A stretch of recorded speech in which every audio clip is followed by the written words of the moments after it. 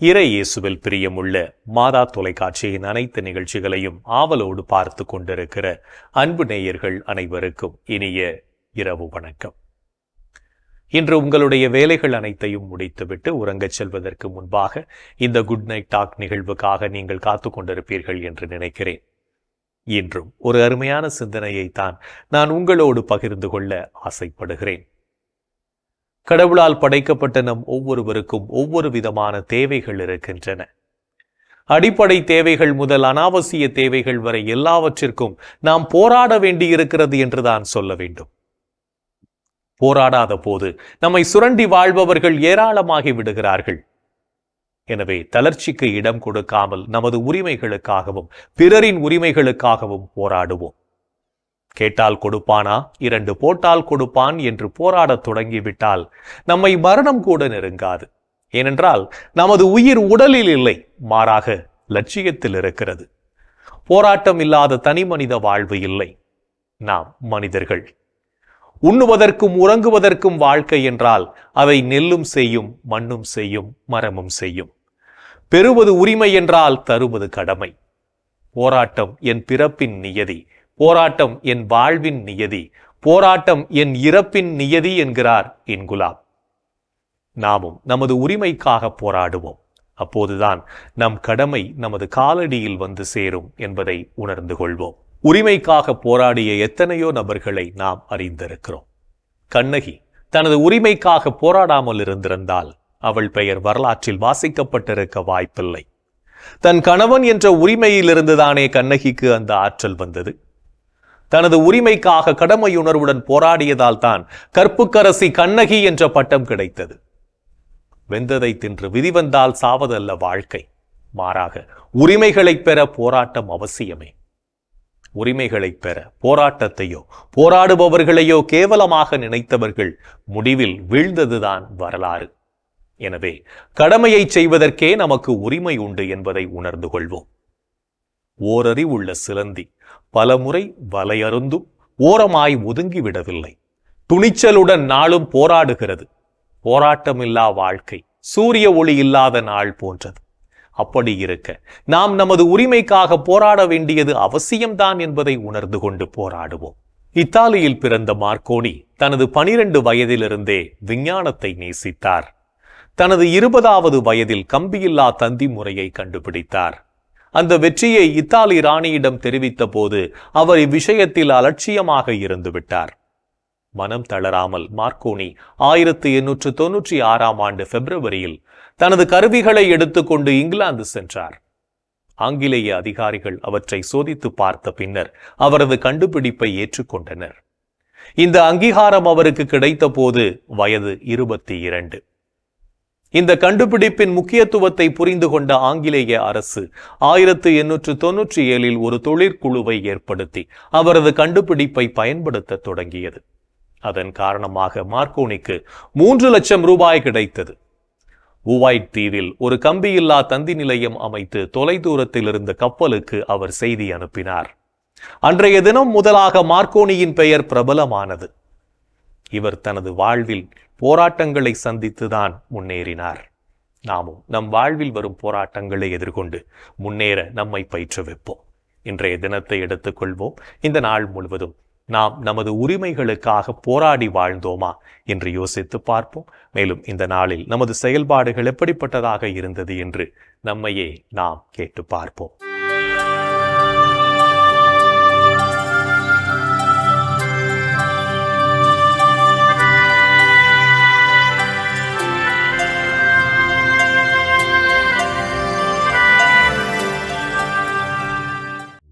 இறைவனோடு உரையாட இன்று நீங்கள் நேரம் ஒதுக்கினீர்களா? நீங்கள் இறைவனிடம் வேண்டும்போது எவற்றையெல்லாம் கேட்பீர்களோ அவற்றை பெற்றுவிட்டீர்கள் என நம்புங்கள். நீங்கள் கேட்டபடியே நடக்கும்.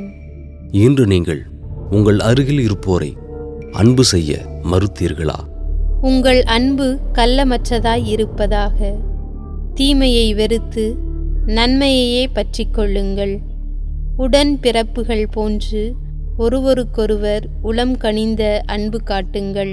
இன்று நீங்கள் ஒருவரை ஒருவர் மன்னித்து வாழ்ந்தீர்களா? மற்ற மனிதர் செய்யும் குற்றங்களை நீங்கள் மன்னிப்பீர்களானால் உங்கள் விண்ணகத் தந்தையும் உங்களை மன்னிப்பார்.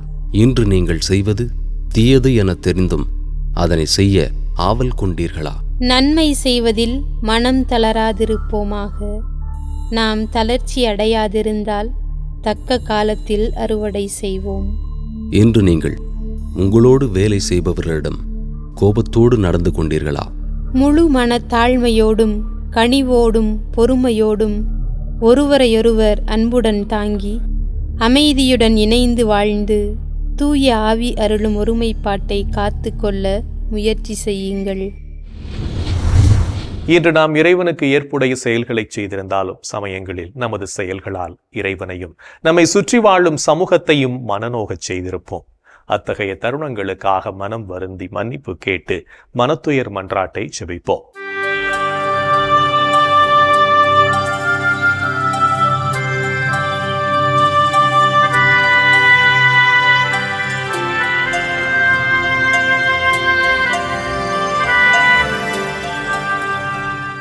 எல்லாம் வல்ல இறைவனிடமும் சகோதர சகோதரிகளே உங்களிடமும் நான் பாவி என ஏற்றுக்கொள்கிறேன். ஏனெனில் என் சிந்தனையாலும் சொல்லாலும் செயலாலும் கடமையில் தவறியதாலும் பாவங்கள் பல செய்தேன். என் பாவமே என் பாவமே என் பெரும் பாவமே.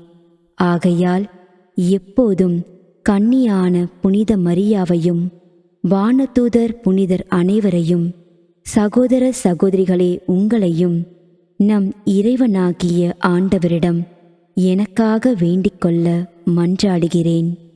ஆமேன். மனத்துயர் மன்றாட்டை ஜெபித்ததன் வழியாக இறைவனிடமிருந்து மன்னிப்பை பெற்றிருப்போம் என்ற நம்பிக்கையோடு இறை வேண்டலில் இணைவோம்.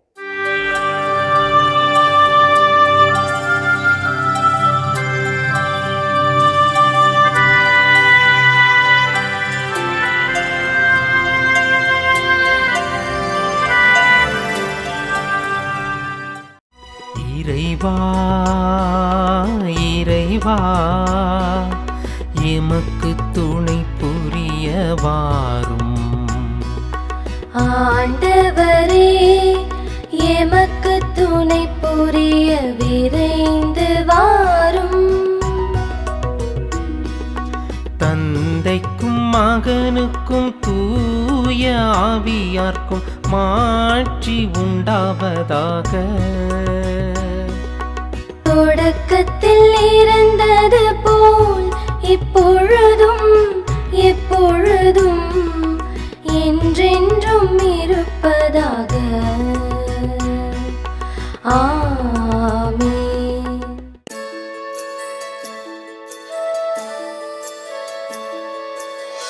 போயது பொழுது புகுந்தது இரவு, தூயனை உனது பொன்னடி தொழுதோ. நேயமையெல்லாம் ஏதமும் நீக்கி நீயமையாண்டு காத்தருளையா. கனவுகள் துயில் வழி காணுதல் வேண்டாம், கனவிருள் பூதமும் கண்ணுரல் வேண்டாம். சினமுறு பகைவர் முரணலாம் வெல்வார், ஈனமும் உடலில் அணுகிடாது அருள்வார். ஆதியம் தந்தாய் அருள் புரிவீரே, அமலன மகனே அருள் புரிவீரே. ஜோதியே உருவாம் தூயாவியாரே, தொழுதனம் உமதடி அருள் புரிவீரே. ஆமென் ஆமென் ஆமென்.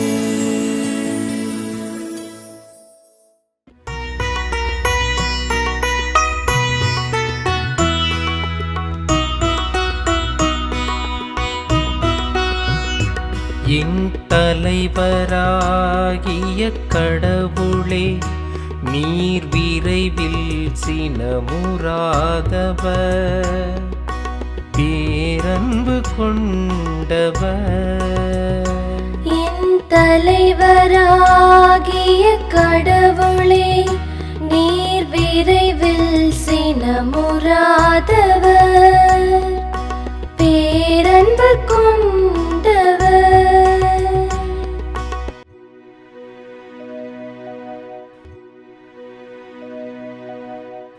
ஆண்டவரே, எனக்கு செவிசாய்த்து பதிலளியும்.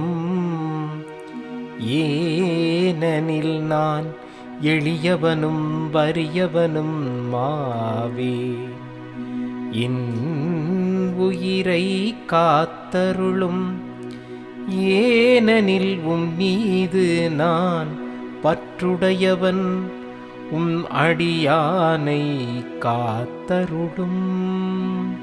நீரே என் கடவுள், உம்மீது நான் நம்பிக்கை கொண்டுள்ளேன்.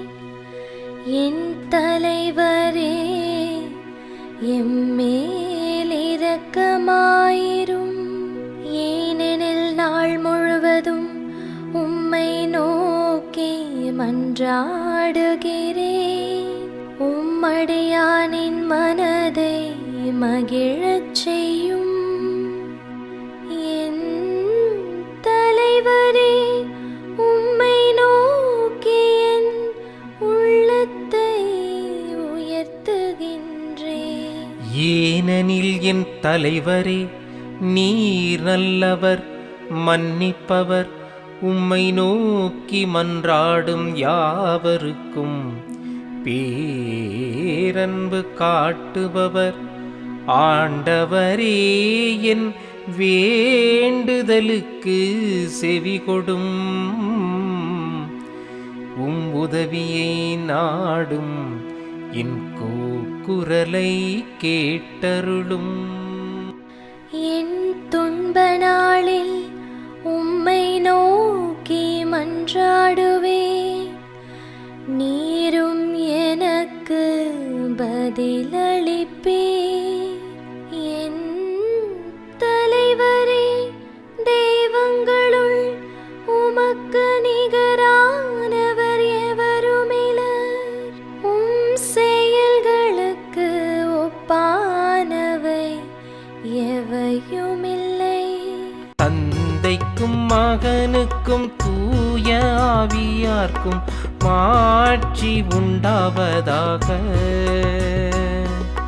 தொடக்கத்தில் இருந்தது போல் இப்பொழுதும் எப்பொழுதும் என்றென்றும் இருப்பதாக. ஆமென். என் தலைவராகிய கடவுளே, நீர் விரைவில் சினமுறாதவர், பேரன்பு கொண்டவர். என் தலைவராகிய கடவுளே, நீர் விரைவில் சினமுறாதவர், பேரன்பு கொண்டவர்.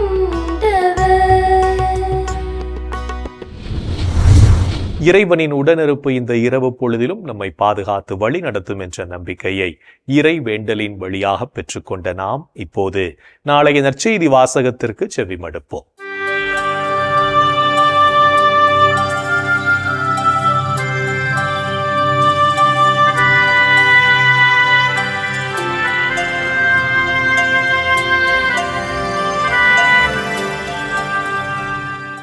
நாளைய திருப்பலி வாசகங்கள்.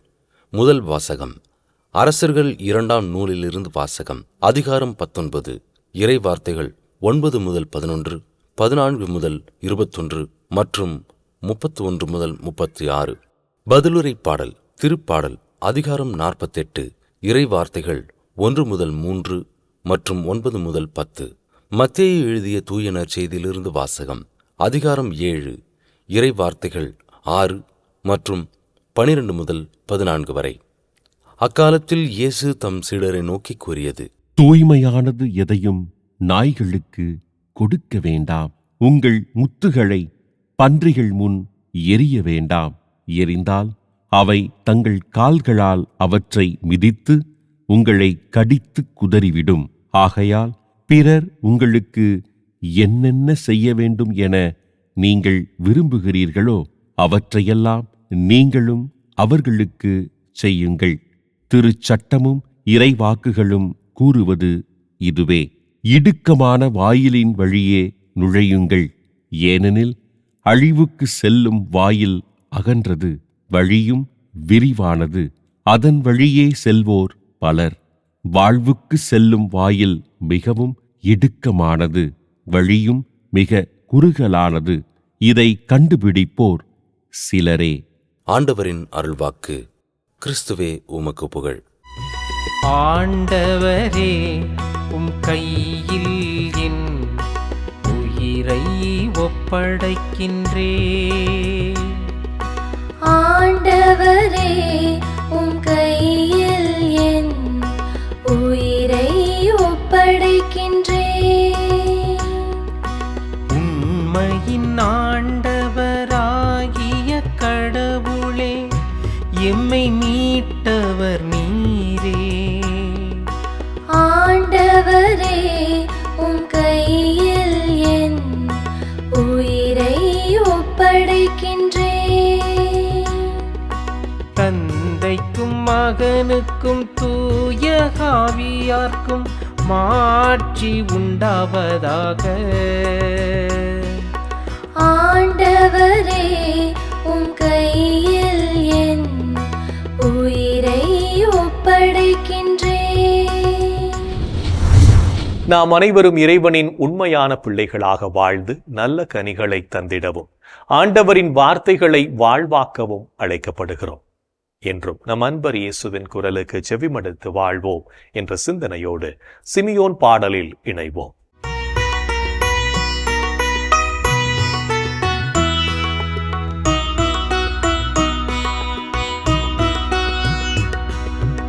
ஆண்டவரே, நாங்கள் விழித்திருக்கும் போது எங்களை காத்தருளும்.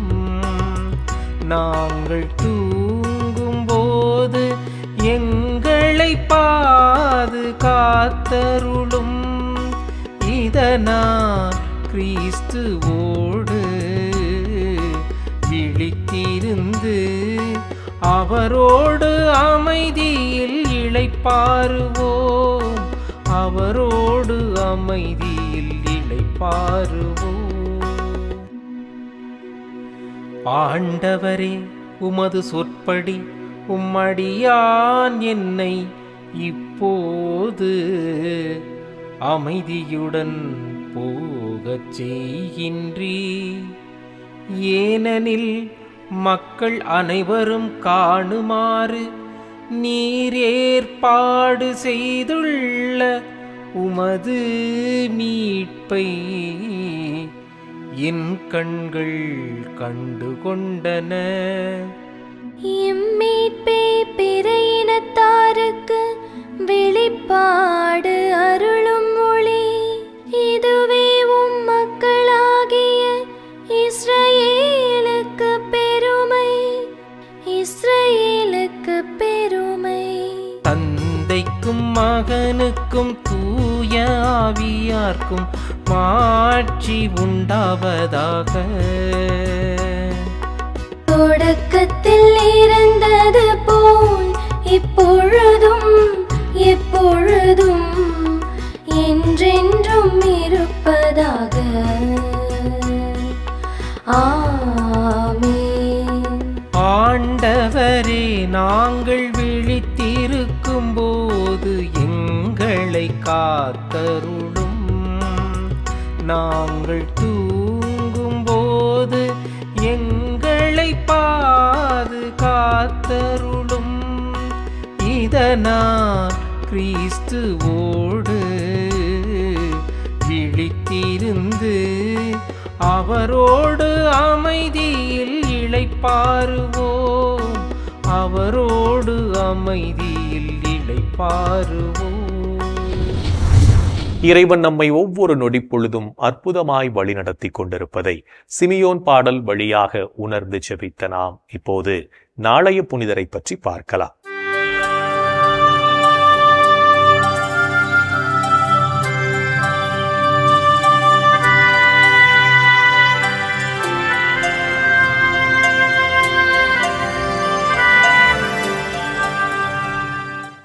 ஜூன் 23 புனித ஜோசப் கஃபாசோ. இத்தாலி நாட்டில் உள்ள காஸ்டல் நோவா தே அஸ்டி பகுதியில் வாழ்ந்த விவசாய குடும்பத்தில் கிபி 1811 ஆண்டு ஜனவரி 15ஆம் நாள் பிறந்தார் ஜோசப் கஃபாசோ. சிறுவயதிலேயே ஒருத்தல் முயற்சிகளை மேற்கொண்ட இவர் திருப்பலியில் பங்கெடுப்பதிலும் ஜெபமாலை ஜபிப்பதிலும் ஆர்வத்தோடு இருந்தார். தன் பகுதியில் வாழ்ந்த சிறுவர்களுக்கு மறைக்கல்வியினை கற்றுக் கொடுத்த ஜோசப் கஃபாசோ குருத்துவ பயிற்சி பெற்று கிபி 1833ஆம் ஆண்டு தன் 22வது வயதில் குருவாக அருட்பொழிவு பெற்றார். கிபி 1836ஆம் ஆண்டு தூரி நகரில் அமைந்திருந்த குருமடத்தில் அறநெறி இறையியல் பேராசிரியராக பணி செய்த அருட்தந்தை ஜோசப் கஃபாசோ இளம் குருக்களுக்கு முன்மாதிரியாக விளங்கினார். மரியன்னையின் மீதும் நற்கருணை ஆண்டவர் மீதும் பக்தியோடு இருந்த அருட்தந்தை கஃபாசோ புனித தொன்போஸ்கோவிற்கு ஆன்ம ஆலோசகராக இருந்து அவரை வழிநடத்தினார். ஏழைகள் மீதும் ஆதரவற்றோர் மீதும் அன்பு கொண்டிருந்த அருட்தந்தை ஜோசப் கஃபாசோ தன் குடும்ப சொத்துக்கள் அனைத்தையும் விற்று ஏழைகளுக்கு அளித்தார். சிறைச்சாலைகளுக்கு சென்று அனைத்து கைதிகளையும் சந்தித்து ஆறுதல் கூறிய அருட்தந்தை ஜோசப் கஃபாசோ கிபி 1860ஆம் ஆண்டு ஜூன் 23ஆம் நாள் தன் 49வது வயதில் விண்ணகமடைந்தார்.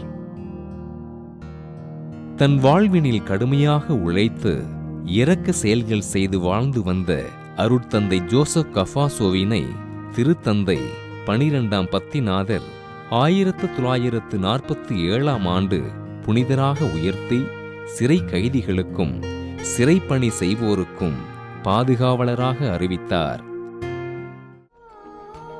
புனித ஜோசப் கஃபாசோ திருவிழாவினை கொண்டாடுகின்ற நாம் சிறையில் வாழுகின்ற சகோதர சகோதரிகளுக்காகவும் அவர்களின் தேவைகளுக்காகவும் ஜெபிப்போம்.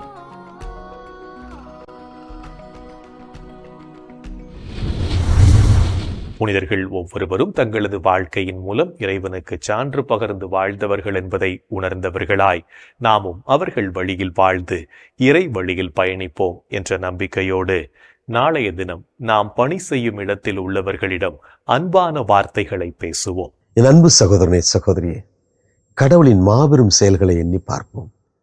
இன்று காலை நாம் எழுந்ததிலிருந்து இதோ இந்த இரவு நேரத்திலே தூங்கப் போகும் வரை நாம் அநேக நன்மைகளை கடவுளிடத்தில் நாம் பெற்றிருக்கிறோம். நாம் நன்றியுள்ள பிள்ளைகளாக கடவுளை போற்றி புகழ்வோம். இன்றைய தினத்திலே பிரிந்து கிடக்கின்ற குடும்பங்களுக்காக நாம் மன்றாடுவோமா? எங்கள் அன்பை உருவான ஆண்டவரே, குடும்பமாக மனிதனை நீர் படைத்தீர். அவன் குடும்பமாக வாழ வேண்டும் என்று நீர் ஆசைப்பட்டீர். ஆமேசுவே, திருக்குடும்பமாக வாழ்ந்து இந்த குடும்பத்தினுடைய மேன்மையை நீர் எங்களுக்கு உணர்த்தி இருக்கிறீர். ஆண்டவரே, இன்றைக்கு சுயநலத்தினால் பலவிதமான கௌரவ பிரச்சனைகளினால் தான் பெரியவன் தான் பெரியவள் என்ற எண்ணங்களினால் குடும்பங்கள், அநேக குடும்பங்கள் பிரிந்து போய் கிடக்கின்றன. இந்த அவல நிலையை, இந்த கவலையான நிலையை நாங்கள் எண்ணி மனம் வருந்துகிறோம். ஆண்டவரே, என் பிள்ளைகளை நீர் ஆசீர்வதியும் ஐயா. குடும்பத்தின் மேன்மை நீர் என் பிள்ளைகளுக்கு உணர்த்தும்படியாய் கேட்கிறோம். இந்த குடும்பங்கள் எல்லாம் இணைந்து உமக்கு சான்று பகரக்கூடிய, உமக்கு சாட்சியம் பகரக்கூடிய, உம்மை மகிமைப்படுத்தக்கூடிய நேரத்தை நாளை நீர் விரைவில் எங்களுக்கு தாரும். பிரிந்து போயிருக்கின்ற ஒவ்வொரு குடும்பத்தையும் நீர் இணைக்க வேண்டும். அவர்கள் மனமாறி மீண்டுமாய் ஒன்று சேர வேண்டும் என்று நாங்கள் இந்த நேரத்திலே உருக்கத்தோடு கண்ணீரோடும் ஜெபிக்கிறோம். எங்கள் அன்பு தாயே, ஆரோக்கிய அன்னையே, உமது பிள்ளைகள் இவர்களுக்காக பரிந்து பேசுங்கள் அம்மா. இந்த ஜெபங்களையெல்லாம் எங்கள் ஆண்டவராகி இயேசுவே உமது வல்லமையான திருநாமத்தின் வழியாக உம்மை கெஞ்சி மன்றாடுகிறோம். ஆமென். என்று வாழும் உயிருள்ள இறைவன் தந்தை, மகன், தூய ஆவியார் நாம் அனைவரையும் நிறைவாக ஆசீர்வதிப்பாராக. ஆமென். இந்த ஜெபத்தின் வழியாக இறை அன்பிலும் அரவணைப்பிலும் நாம் நலமோடு வாழ்ந்து கொண்டிருக்கிறோம் என்பதை உணர்ந்திருப்போம். இறை ஆற்றலும் வல்லமையும் என்றும் நம்மில் தங்கும். அன்னை மரியாவும் நமக்கு உதவிகள் செய்வார் என்ற நம்பிக்கையோடு அவரின் துணை வேண்டி இந்த நிகழ்வை நிறைவு செய்யலாம். Good night.